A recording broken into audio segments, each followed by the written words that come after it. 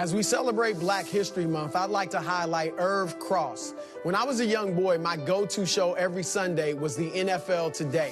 Not only did I love the highlights and the analysis, but I loved the fact that the show featured Irv Cross.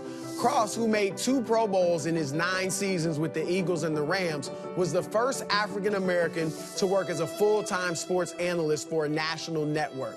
Seeing Cross alongside Brent Musburger, Phyllis George, and Jimmy the Greek Snyder let me know there was a place in sports for African Americans beyond the playing field. It was then that I began dreaming of one day becoming a sportscaster.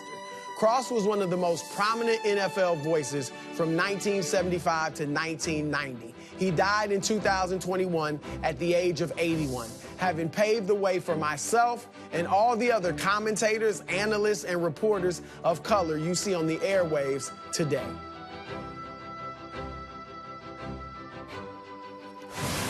Paul, are LeBron and Luka now the best duo in the NBA? Not the best duo. They're probably the most decorated. You know, when you talk about their individual accomplishments, if you combine them both, all-star appearances, first team All-NBA, but I don't like to give anybody anything until I see what it looks like on the court. You know, we always rank best duos of all time based on what you've done on the court. That's why when we say best duos, you look at Scottie Pippen and Michael Jordan, Shaq and Kobe, Magic and Kareem. You know, those guys are, you know, were the best duos of their time. Now, when you just talk about individually as names, by far. Right. Absolutely.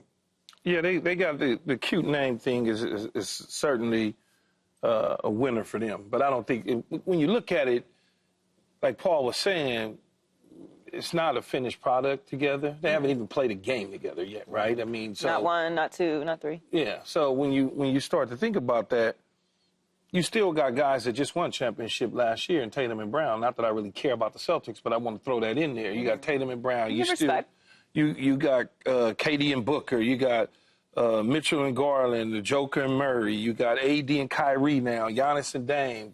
Fox going over there with Wemby. You got Bronson and Cat. So it's kind of, it's still early. Well, I'm taking them over Fox and Wemby. Well, I'm just saying. They brand new, too. Yeah, they brand new, too. But I'm just saying, when you start thinking about duos, those duos, it's some pretty special duos that's out there in the NBA. Accomplished something, yes. That, you know, so LeBron has obviously the championships and the MVPs and all the numbers and all the different stuff. And then Luka brings what he brings to the table. But I want to see them, I want to see what it looks like together. Yeah, I think from a name perspective, when you're talking about 2 players, like individually, as good as Luka is, as good as LeBron is, it's kind of tough to find a better combination. But they haven't played together yet. No. And as someone who watched everyone get a little ahead of themselves a little quickly, let's see them dribble the ball on the court together first and see how it looks. Now, we all imagine that this is going to come together in some way. You know, maybe they're not championship ready yet this year, but these are 2 very high IQ basketball players. And LeBron is going to help Luka. LeBron, without a doubt, if there's nothing else about LeBron, he takes excellent care of his body. And one of the critiques of Luka is that he's not doing that. So if from nothing else, a proximity to someone who has done it at the highest level, which is part of the reason why LeBron is playing at the level he's playing for this many years. I don't know how they're actually going to work together in the initial, but they have the potential to be, for sure. Yeah, but it feels like, just listening to Rob Pelinka's press conference, it feels like that they are handing the keys over to Luka. Like, this team is about him in the future and all of those things. And LeBron, I wouldn't be, man, to be honest with you, I wouldn't even be shocked if LeBron wasn't on the team come Friday. I just wouldn't be shocked, because the trade deadline, I believe, is Thursday. I just wouldn't be shocked if all of a sudden he says, you know what, trade me, I'm cool. Just trade me to such and such team, and this is what I'm going to do. I wouldn't be shocked if that happened. Just because you're an alpha dog and a star, and been a star and alpha dog since you stepped foot on the court. Now, all of a sudden, it's kind of, AD wasn't going to, they were not, I got your syndrome going right now. I'm sorry. They were not going to anoint AD as the next guy. Well, I think they wanted to, but AD never really stepped into that Okay, so role. they didn't force it. But now they went out and got Luka, and now it's his deal, and you could just hear Rob, the way Rob was talking. It's almost like we're moving forward with Luka as our guy. And because clearly they never spoke to Rich Paul, they never spoke to LeBron about the situation going down, because they took that power back. Like, this is us now. We getting ready to take that power. Y'all not going to tell us what to do no more. Yeah, I mean, it's not a move that they can win a championship with the roster as constructed. And LeBron has always said, like, hey, we need some more pieces to win a championship while he's still playing. So certainly I think they actually took a step backwards with this move in order to take more steps forward in the future. Well, there was a report that Luka signing an extension is not a guarantee. Predictably, obviously, Luka denied that report during his press conference. But do you believe that the Lakers are taking a risk here trading for Luka, Key? I don't. The reason I don't think there's a risk here, and you know the first thing I'm going to say is L.A. Of course. It's L.A. It's the beach. People don't typically leave the Lakers unless they ask to leave. Right. All of our star players that we have, I mean, Dwight Howard was on it. He was weird, so he decided to leave. But we did everything we could to keep him. He was the one dude that made the decision to leave.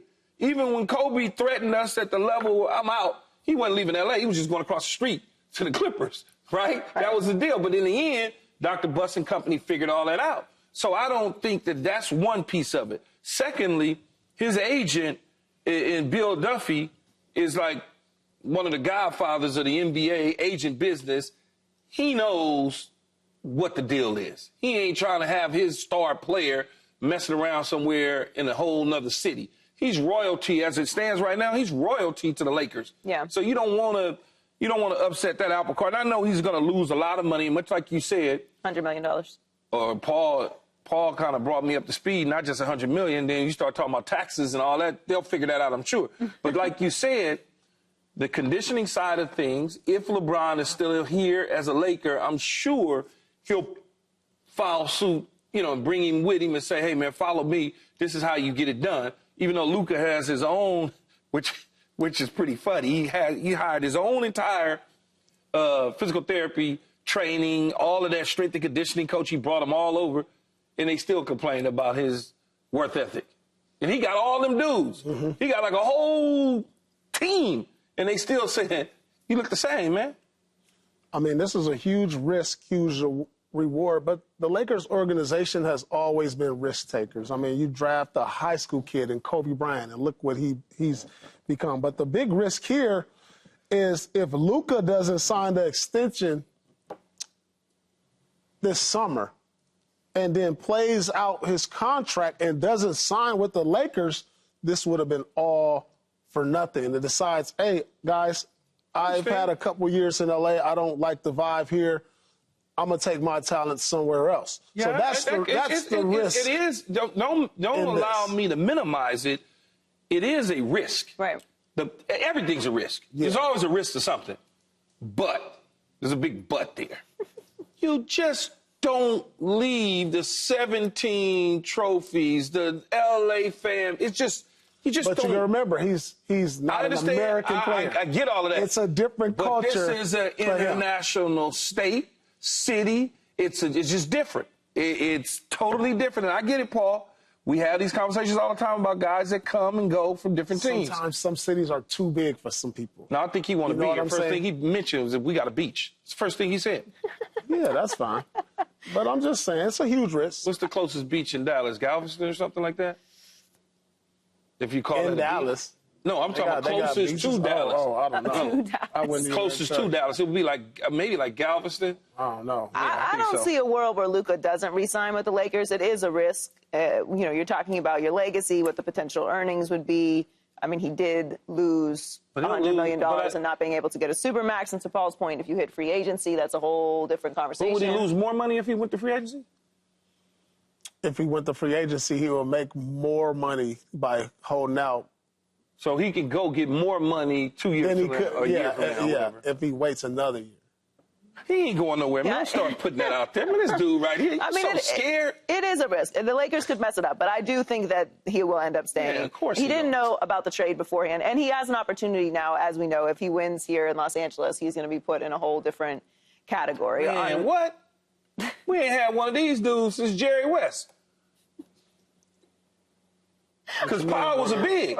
I mean, what you mean? He was a superstar. He's a superstar. Y'all didn't have superstars. Yeah, but this different though. This is a different type of superstar. I think from an offensive standpoint, Lakers ain't never had a Euro superstar. Powell was okay, right? But he wasn't a superstar. He was really, really good. Superstar, like cameras, commercials, shoe deal. You know what I'm saying? And he was a big. Yeah. Well, on the Mavericks side yesterday, the Dallas Morning News front page had Luka on it with the headline, "Luka was ours." A lot of fans have not been happy with the trade. So will the Mavericks end up regretting trading away Luka, Paul? I think they absolutely will. I mean, this is a generational talent. I mean, look at some of the stuff he's done, and I mentioned it yesterday. 5 first-team All-NBA. He took a team that had no business being in the finals last year to the finals, and the other team he took to the conference finals didn't have no business being there. You just say, hey, if you just get this man a couple more pieces, he could be living in the NBA finals. So I think they gave up too fast on him. I mean, he's only 25 years old. And the one ingredient I always say to win an NBA championship, you got to have a top 5 player. Is Luka that? Absolutely. He's going to be in the MVP conversations for the next 5 to 10 years. I think that's undeniable. And when I looked at this press conference, he didn't look 270 to me. I know what 270 looked like. 270 looked like that right there. It don't look like that.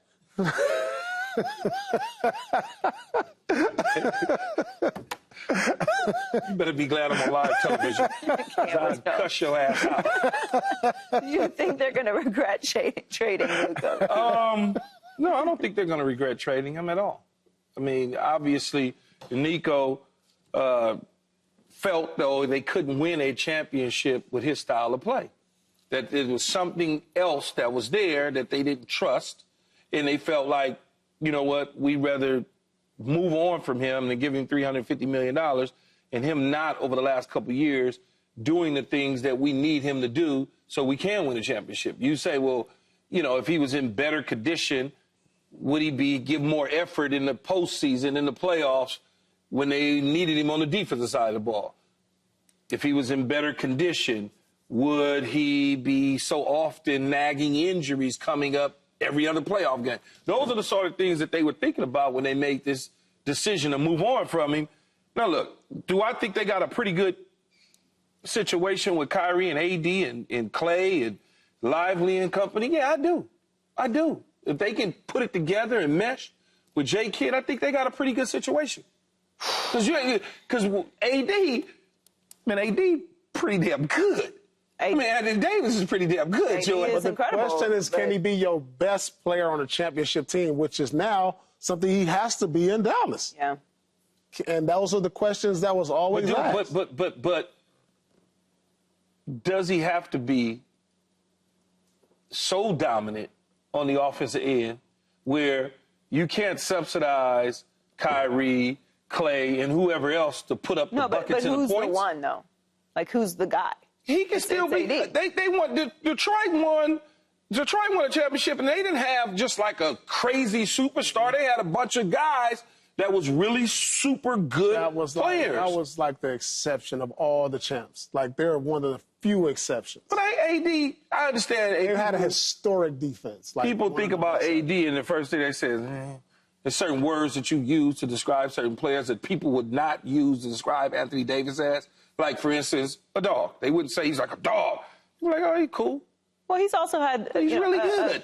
He is great when he is also available, and he's had some availability issues as well. I see the only way that they don't regret trading Luka is if they win a championship. Because if Luka wins a championship in Los Angeles and the Mavericks don't win a championship with this trade, that is the worst case scenario. You traded away a 25-year-old superstar. And in his prime. In his prime. And when you're looking at that front page, here's the other part to it. They loved him. Like, he was the guy. We love him now, too. The face of the organization. Right, but He's the face of our organization. I'm talking about the Mavs, though. I'm talking about from the Mavs perspective. They didn't consult Dirk Nowitzki. I'm sure of it. Well, it doesn't seem like they consulted really anyone. It seems like no one was consulted on this. After. Oh, maybe that's true, too. Yeah, it doesn't seem like anyone was consulted on this. I think it's a massive risk. This is what you look for. You look for a superstar, young, face of the organization, dominant player that you can have there for a very long time. It's a very aggressive move. I'm very grateful for it. Thank you, Dallas Mavericks. Because this is interesting, but I don't know that the Mavericks will end up being the winner of this trade. When are we winning the championship in LA? When? Yeah. I mean, I think it might take a couple years. So if it takes a couple years. But what are the Mavs doing during this time? Well, they felt like they had a team and a roster that could compete right now if they added a defensive. They had a team that was in the finals last year, but they let the leader of that team And you go. added Klay Thompson. But the leader of that team wasn't doing what they wanted him to do. So who's the leader of the team now? Oh, I don't know. That's a good question. I guess it would be Kyrie? I guess. Well, they had leadership when Luka was there. I guess it would be a Kyrie. Kyrie ain't went nowhere. I mean, your best Kyrie player. playing better, too, this Your year. best player don't always have to be a leader. Right. Leadership is just leadership, wherever it comes from. Well, everyone in all of the scenarios is going to have a chip on their shoulder. It's just a matter of who ends up actually getting the chip that ends up being the winner of this trade. Some other NBA news that we discussed, first with Rick Bucher on yesterday's show. It's being reported that the Warriors are in search of a superstar ahead of the trade deadline on Thursday, and that Kevin Durant has been on the top of their list. Okay, so a KD Warriors reunion. Would that work, Paul? I don't see it working. I mean, I know everybody is fantasizing over all these dream moves now that the trade deadline is upon us, and we go through this every single year. Maybe LeBron to the Warriors, KD to the Warriors. I just don't see it happening. And even if it does happen, I don't see this team being a contender. I just think they'll be too old. I mean, not that Curry can't be effective with the Durant again. And also, I just think that time has passed. And, you know, to put Draymond and KD and Curry back together, you're going to have three older guys trying to compete with these young teams who are fast and hungry. And I'm just not sure they can restore that magic with KD. It's just, and I'm not even sure how cool it is with him and Draymond. I know they probably spoke and all, but is it cool? Like, is it cool? You know, like, that's what I want to know. Yeah, it could work. I think it could work. I think it could work. And I understand what Paul is saying because there were some bad feelings at the time departure with Draymond, and he had some choice words with KD. But that was, you know, you got to think that was several years ago, and they've probably seen each other multiple times since then and had little chatty sidebars. But Steph Curry is there. Steph Curry is there to kind of be the guy to intervene in a situation if that was the case. The problem that I have with it, though, for him, for KD, I like KD as a player. I like him. You know, I think he's one of the all-time Y'all cool greats. now? Y'all cool? I said I like him. I ain't never had a problem I with thought him. No, cool? that was on him, Paul. I ain't got nothing to do with that. The one thing about it, though, is if he goes to a Golden State and he wins, you already know what people going to say. Oh, you had to go back to Golden State to win a championship, so you couldn't do it by yourself. That's the only thing that would be a negative from that situation as far as I can see. I don't know why you would care about that. I mean, well, he left, so he obviously cared. I wouldn't, put it this way, I would have never left Steph Curry. I wouldn't have left either, and I wouldn't care what anybody had to say. I would sit there and let Paul Pierce rip me every single day. Championships. Who cares? Whoa. I mean, I'd like to see it. It's not the same team as before. The role players are different. Everyone's a little bit older. You know, if there's still obviously the Jimmy Butler situation, where does he end up? You know, so there are some potential moves that could influence this, really. So I'm all for anarchy and chaos, and that's what this is to me. Whether it would actually work or end up in a championship, I don't know, but it doesn't seem like Phoenix is any closer to a championship as they're currently constructed. Subscribe here to get the latest from Speak, and go watch a few segments from our other shows on FS1.